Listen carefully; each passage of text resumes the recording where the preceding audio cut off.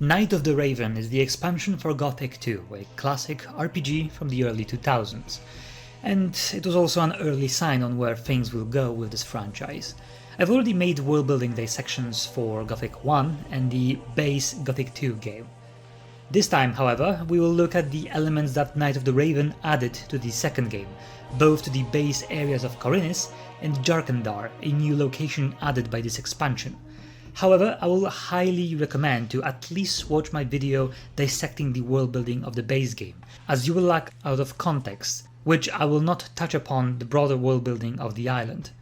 The game takes place in the island of Khorinis, a hostile and geographically difficult terrain full of mountains, hills and generally a lot of elevation. The island also possesses dense vegetation, dangerous fauna and orcs. In my previous dissections, I discussed how the island seemed to be colonized at one point, with ruins of human structure scattered around the valley. But apparently there was a hidden area on the island, just behind the northeast mountain range. This area is called Jarkandar.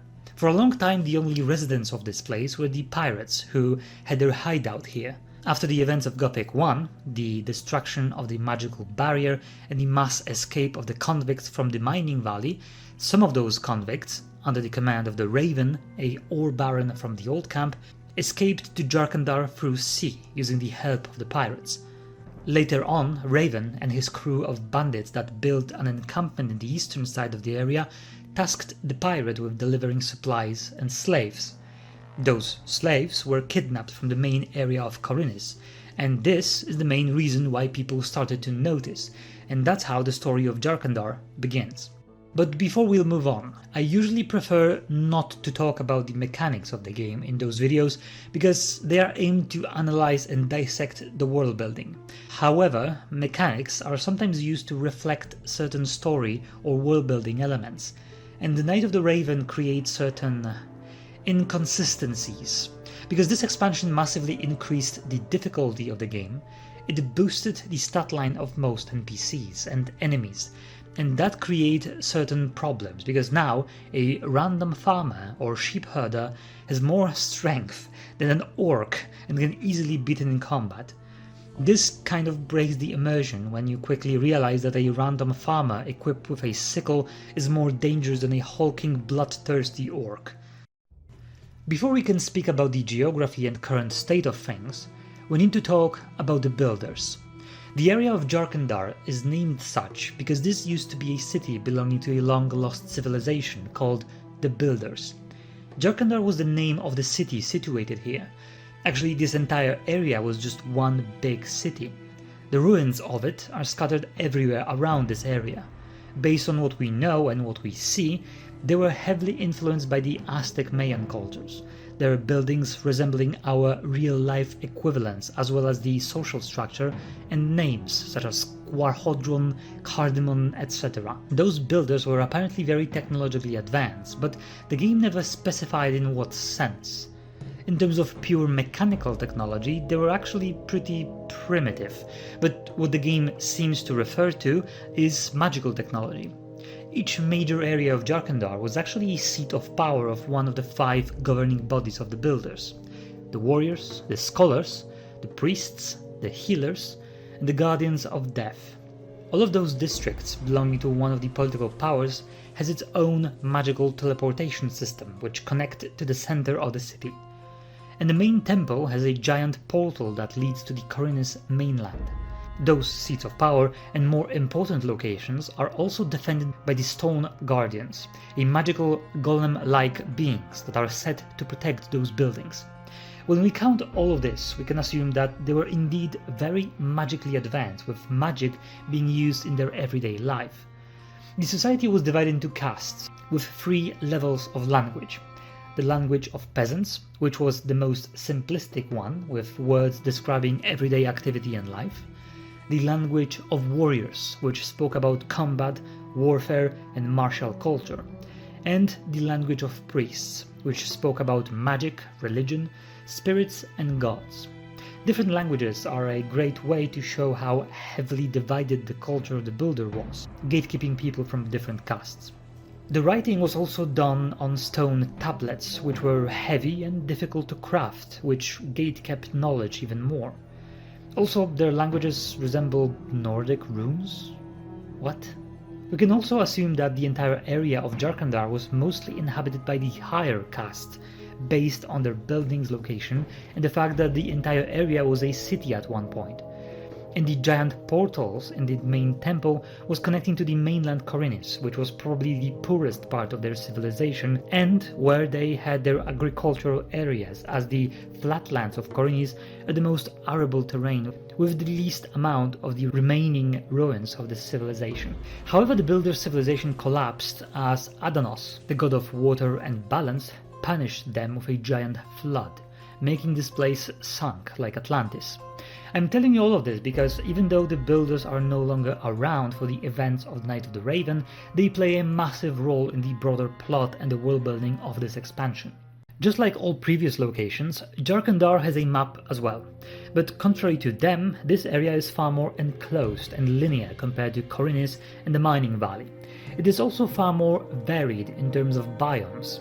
We have a deep and horrible swamp in the east, which, according to Satoras, is the remnant after effect of the Great Flood that sunk and destroyed the civilization of the builders.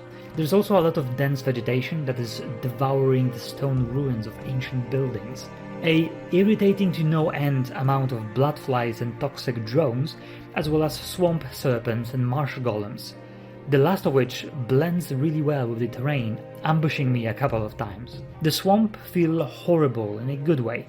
It really gives me the Metal Gear Solid 3 Snake Eater vibe with its atmosphere.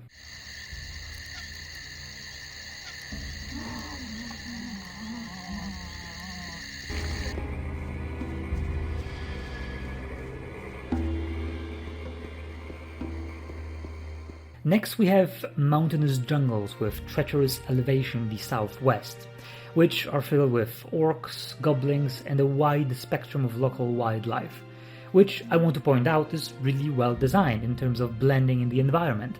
The mantises have this blending green, which gives them a great camouflage in the local foliage, which is pretty sad when you think about the fact that they constantly move, which kind of makes the idea of camouflage pointless. The human eye is great at detecting movement, and there was never a situation where I was ambushed by those creatures, which they could do well because it did work with the marsh golems in the swamps. The local scavengers also took the greenery of the area into their own color palette. The local geography here is very treacherous, elevation is varied, and there were moments where I almost fell off.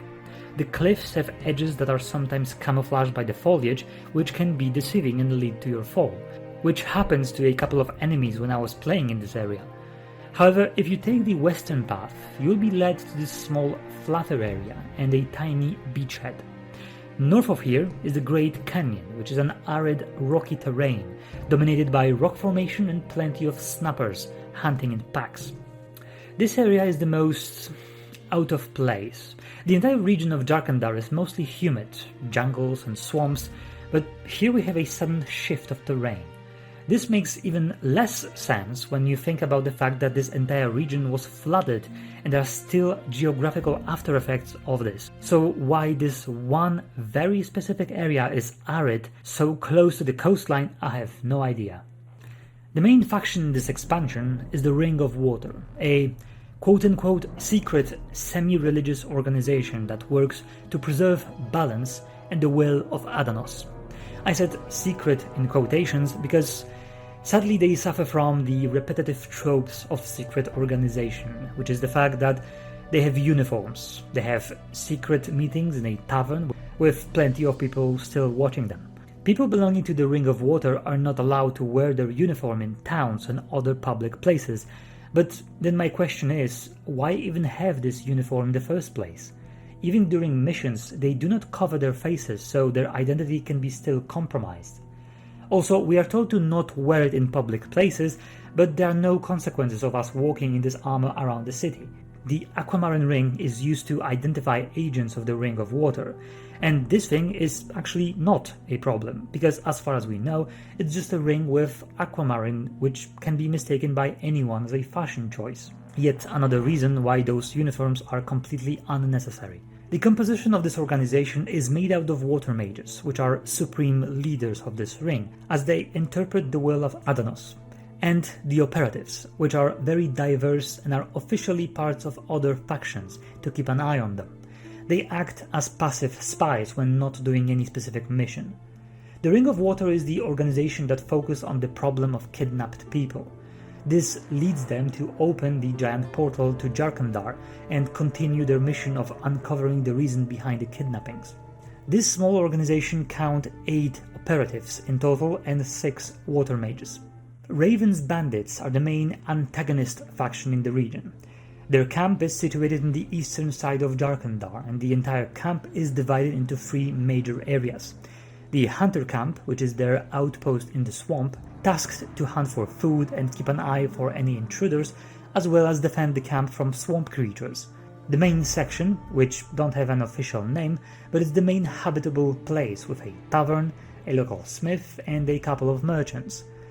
This is also the place for workers to rest and recuperate. The overseer that is present here also chooses people who can enter the upper camp and the gold mine. Speaking of which, the last section is the upper camp, with the main temple, which is the target of Raven's ambition, and the gold mine, as well as the area that slaves are kept in. Most bandits actually want to get to the gold mine, as they can take a portion of what they mine for themselves. They also possess a prospector and a coin lathe to transform the mined gold into legitimate coins. This also explains why the bandit camp is so rich and why they had money to pay the pirates for consistent supplies. The main reason why this camp exists is Raven, the ore baron from the old camp, from Gothic 1. At one unspecified point, Beliar, the god of death and chaos, communed with Raven and showed him this place. Since Raven could not uncover the temple of Adanos to possess its power within by himself, he took the most loyal people with himself and, with his previous authority, rallied the rest of bandits into this place. The bandits do not care about the temple, nor do they know about Raven's plans.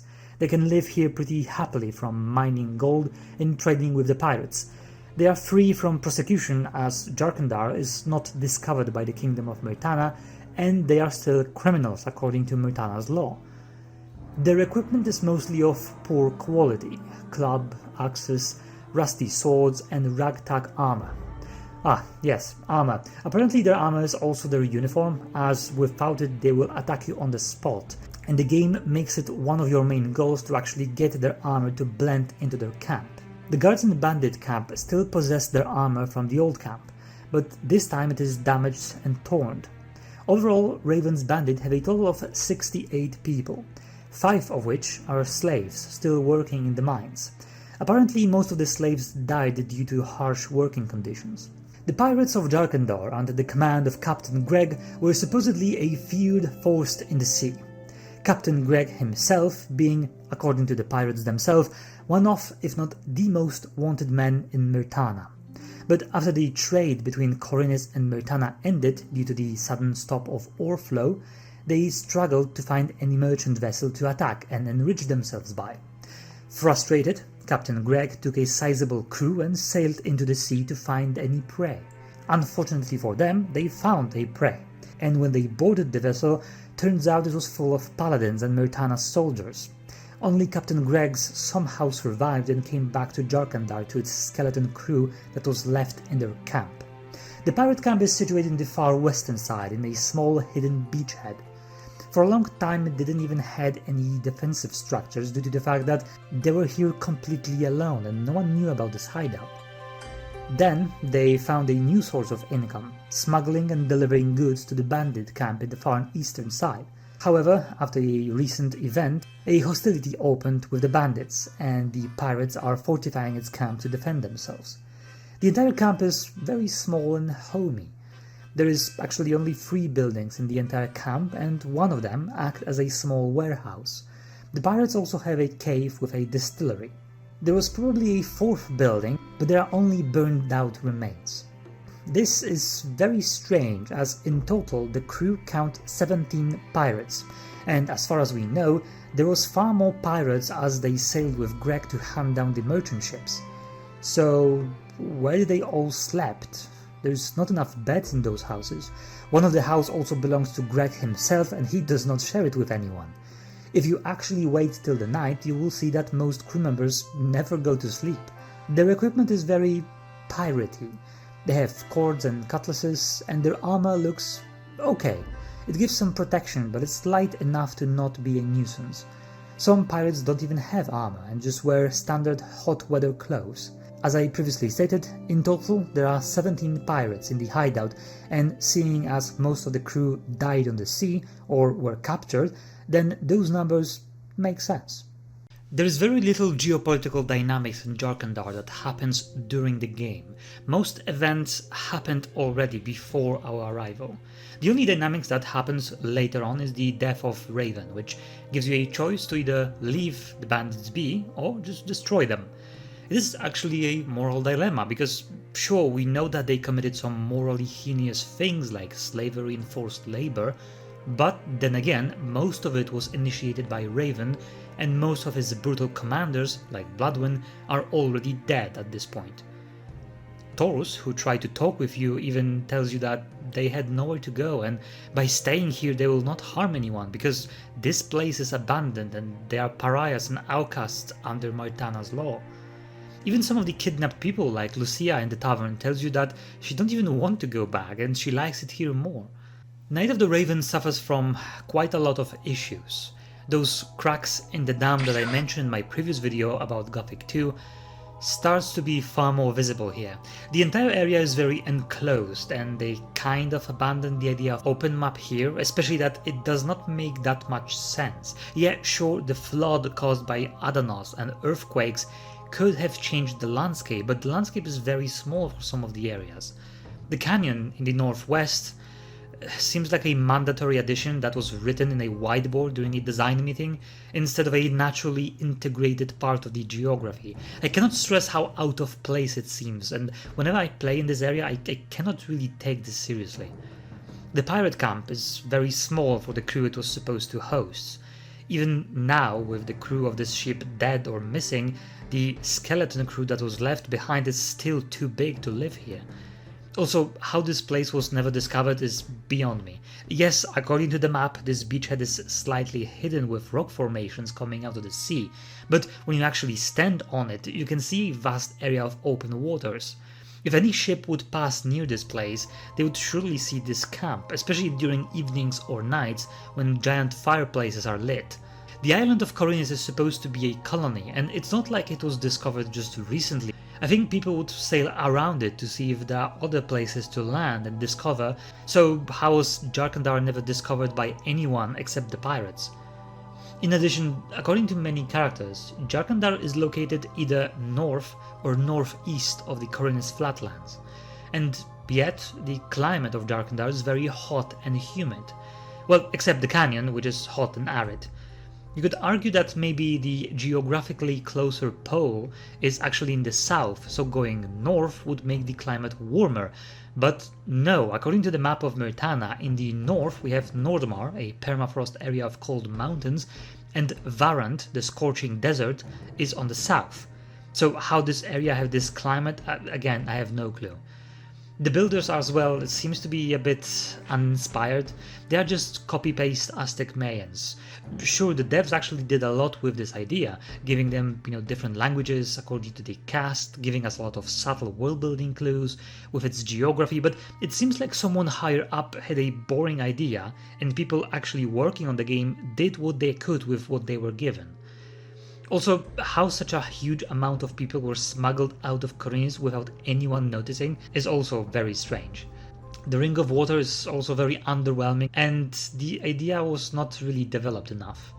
The map of the region is also drawn on paper and sold by the water mage Kronos.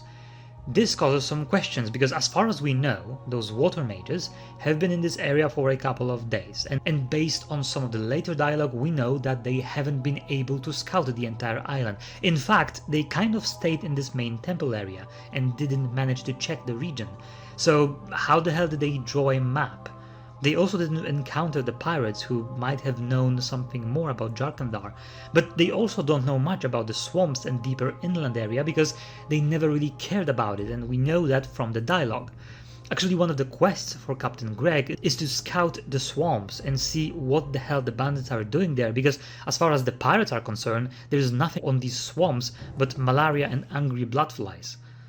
Overall, the structure and solidity of world building still holds here for the most part, and based on what I see, it seems like there were different groups of people in the company that kind of clashed, because we can see the beauty and attention to detail that is present in the base game or Gothic 1. And then we see some nonsensical world building decisions like the canyon, the lazy map implementation, and other problems that I listed before.